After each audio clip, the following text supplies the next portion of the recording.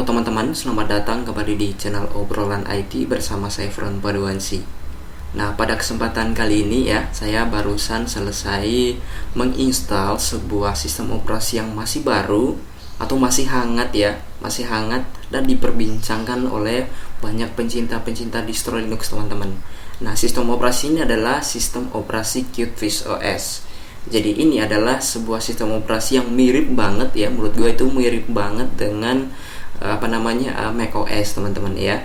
Nah, mulai dari tampilannya, begitupun dengan ketika kita membuka sebuah aplikasi gitu. Jadi kalau misalnya biasanya muncul di sini, itu muncul di atas ini ya, mirip banget dengan macOS. Apa sih Qtfish OS ya? Nah, jika kalian mau tahu apa itu Qtfish OS ya, silahkan kunjungi linknya ada di en.qtfishos.com.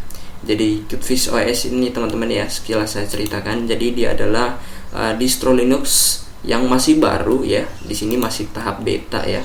Masih tahap beta, artinya belum stabil. Nah, dia itu dengan kode sumbernya itu dari Debian ya, bukan dari Ubuntu seperti Linux Mint ya, ataupun satu lagi itu Elementary. Jadi bukan ya. Jadi dia itu basisnya adalah dari Ubuntu 11. Dari Debian 11 teman-teman. Mohon maaf kalau ngomong saya itu agak terlalu kacau ya, jadi kurang konsentrasi gitu.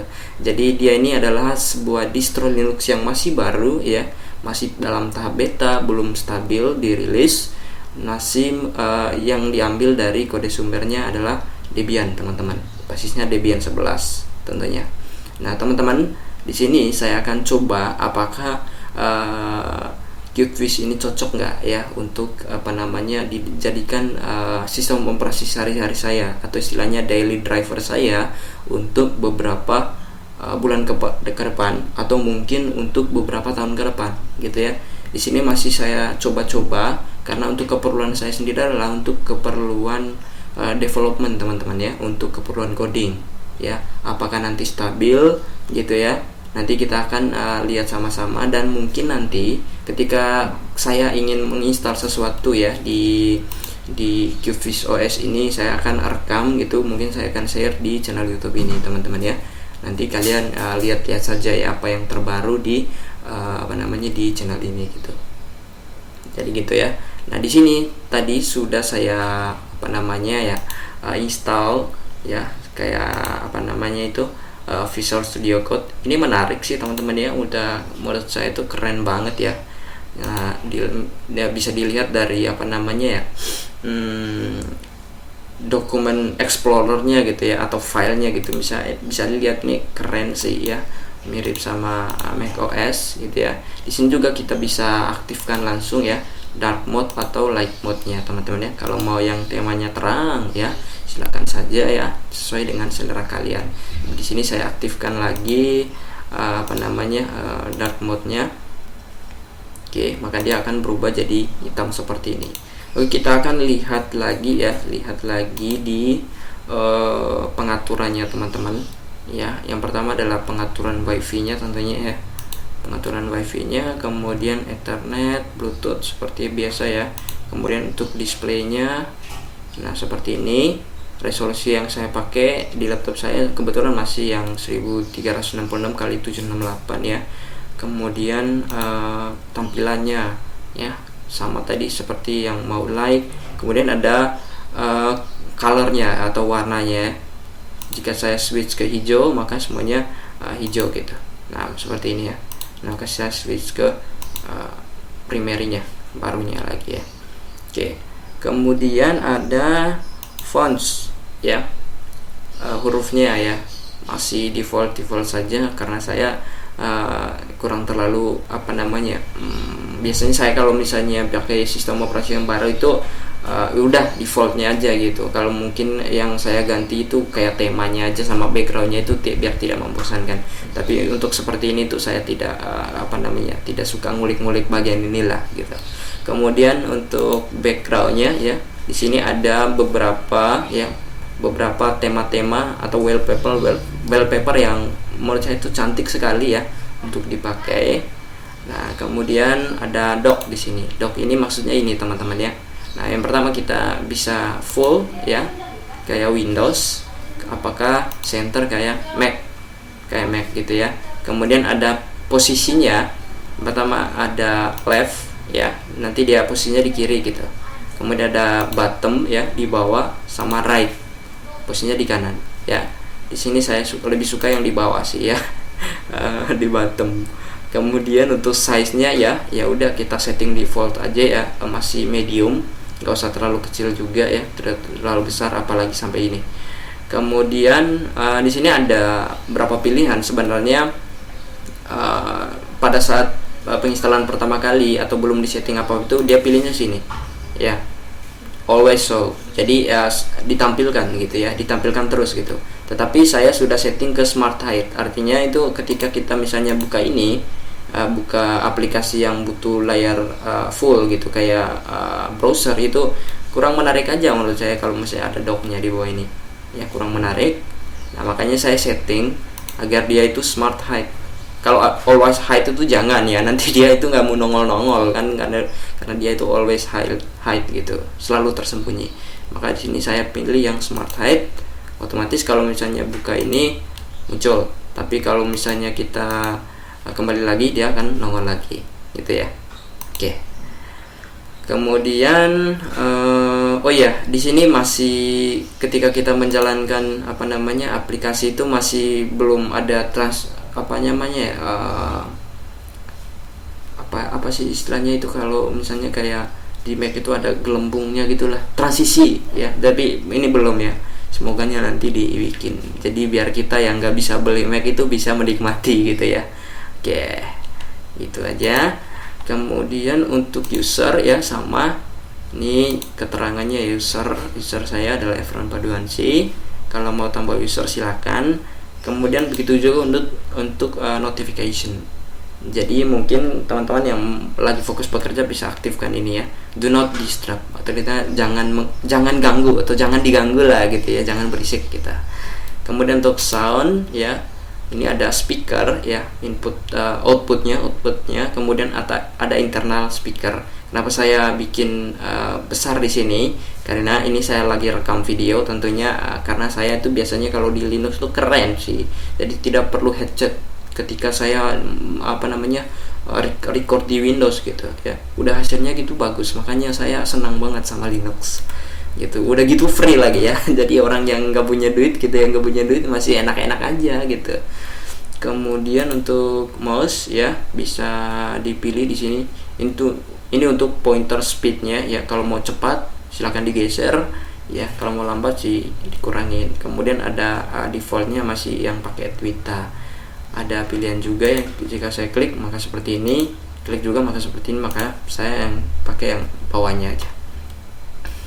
Untuk touchpad ya, touchpad juga sama ya, pengganti mouse ya, ini juga bisa diatur kecepatannya dan date and time ya.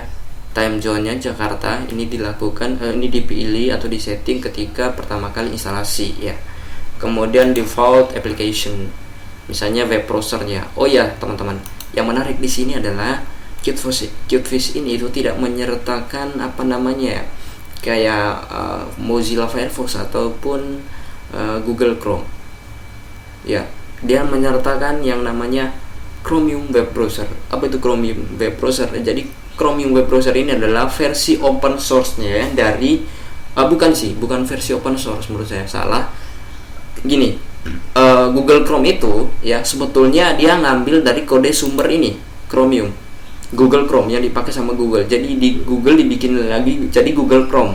Nah, sebetulnya Chromium ini adalah software buatan Canonical sih kalau nggak salah ya, Canonical. Jadi dia berbasis open source. Makanya itu ketika saya pakai Linux, saya pengennya full semuanya open source. Makanya saya lebih cinta yang namanya Chromium ini dibanding Google Chrome, karena Google Chrome itu masih istilahnya emang berjalan lintas platform sih, atau bukan open source sih, tapi dia itu miliknya Google. Tapi kayaknya itu nggak di open source kan. Tapi kalau Chromium ini di open source milik Canonical gitu ya. Kembali lagi ke settingan tadi ya. Jika kalian jika di laptop teman-teman atau jika di laptop ini nanti ada 2 mungkin atau 3 browser yang saya pakai, bisa dipilih di sini ya. Untuk web browsernya Chromium bawaannya, package manager. Nah, di sini juga dia sudah menginstal package manager ya. Jika kita buka misalnya kayak tadi tuh ya, saya ingin menginstal Visual Studio. Saya tinggal tarik dan drag di sini, maka otomatis dia klik install gitu, akan menginstal sendiri. Jadi kalau yang tidak terbiasa dengan command line interface itu sangat membantu sekali ya. Kemudian untuk email client mungkin kayaknya belum ada deh. Kemudian untuk terminal masih pakai terminal bawaan, nggak apa-apa, menarik juga ya. Kemudian language ya, Inggris gitu, pilih Inggris. Kemudian baterai, power, sama about ya. Ini adalah tentang QFish OS. Sistem versinya 0,8 ya. Kemudian sistem tipenya 64 bit, kernel versinya sudah pakai kernel versi 5. Prosesor saya ini masih, mohon maaf, saya Intel Celeron teman-teman ya. RAM-nya masih 4 GB, internal storage-nya ini 51 GB ya, yang dibutuhkan dari 1000 GB yang saya punya HDD-nya atau storage-nya. Oke ya, saya kira itu saja untuk settingannya. Yang perlu kita lihat lagi apa ya? Oh ya, launchernya mungkin ya. Ini keren ya, misalnya Chrome itu Chromium gitu ya, muncul kayak live search gitu ya. Kemudian code itu ada Visual Studio Code, keren sih, keren. Untuk image-nya, sistem update-nya sudah dilihat semua ya. Kita akan lihat juga bagaimana penggunaan RAM-nya ya. Di sini saya menggunakan NeoFetch ya, NeoFetch bawaannya ya. Ini masih lambang Debian ya, Debian. Nah, memori yang dipakai ya ketika sedang record ya dan menjalankan satu tab browser itu segini, 1000 ya, 1,3 MB lah, 1,3 MB giga, 1,3 giga dari 4 giga yang saya punya ya. Wajar ya, wajar. Tapi tadi saya cek ya, ketika tidak menjalankan apa-apa itu dia mainnya di 900 ya megabyte gitu, mainnya di situ, nggak sampai 1000. Ini tuh tentunya termasuk ringan ya dibandingkan kita menggunakan Linux Mint yang pernah saya coba itu. Sebelum menjalankan aja udah pakai segini, 1,3 GB gitu ya, padahal belum menjalankan apa-apa. Apalagi yang Cinnamon itu agak berat sih kalau di laptop saya. Kalau misalnya teman-teman punya laptop yang speknya bagus itu tidak menjadi masalah ya, tidak menjadi masalah, makin enteng lah ya. Makanya saya itu sering berpindah-pindah distro itu gara-gara yang satu laptop saya itu ya masih belum di upgrade ya. Namanya juga ya kita masih ya belum punya cukup uang lah untuk melakukan upgrade.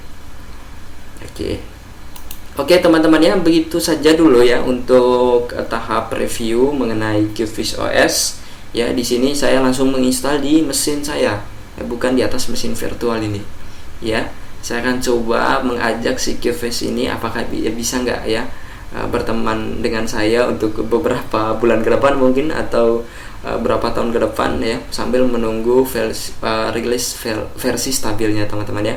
Semoga dia mendukung semua pekerjaan saya, yaitu di bidang coding atau programming. Oke teman-teman, sekian dulu untuk video kali ini ya. Jangan lupa untuk selalu mendukung channel ini dengan menekan tombol subscribe, dan kalian bisa share video ini jika kalian merasa video ini bermanfaat. Oke, terima kasih, see you soon.